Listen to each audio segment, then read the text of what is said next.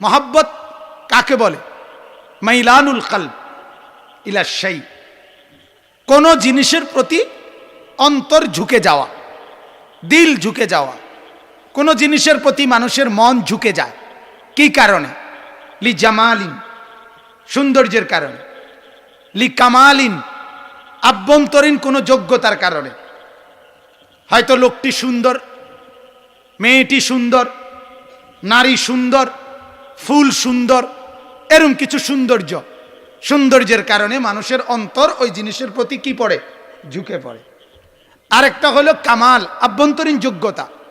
লোকটি জ্ঞানী, লোকটি বুদ্ধিমান, লোকটি অত্যন্ত বিচক্ষণ, তার কথা অনেক সুন্দর, তার ব্যবহার অনেক চমৎকার, তার হাঁটা চলা অনেক ভদ্রচিত, ইত্যাদি কারণে তার প্রতি মানুষ কি করে? মহব্বত করে। কি বলেন? তাহলে এক নম্বরটা কি বলেন? সৌন্দর্য। বলেন কি? সবাই বলেন। দুই নাম্বার কামাল, আভ্যন্তরীণ যোগ্যতা। তিন নাম্বার ইহসান। মহব্বত হয় দান দক্ষিণা, দান, ইহসান, দয়া, দান, সহযোগিতা, এটার কারণ। কেউ কাউকে কিছু দান করিলে, কেউ কাউকে বিপদের মুহূর্তে সহযোগিতা করিলে, কেউ কাউকে যে কোনো রকমের ইহসান, অনুগ্রহ করলে মানুষ কি হয়ে যায়? তাকে মহব্বত করে, পছন্দ করে, তার কথা মনে রাখে।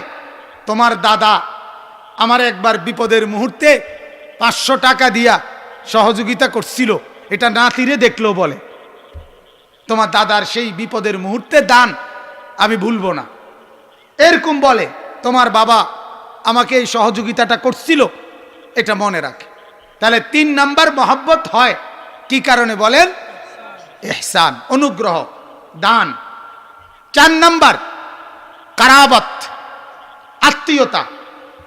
এই যে মা বাবা, দাদা দাদি, নানা নানি, চাচা মামা, ফুফা খালু, শ্বশুর শাশুড়ি, স্ত্রী, ছেলে মেয়ে, কন্যা সন্তান, চাচাতো ভাই, জ্যাঠাতো ভাই, মামাতো ভাই, ফুফাতো ভাই, খালাতো ভাই, শালা, দুলাভাই, শ্বশুর, সমুন্দি, ঠিক আছে নি কথাটা? এগুলো সব কি? আত্মীয়তা, কারাবত। এগুলোর কারণেও মানুষ কি করে?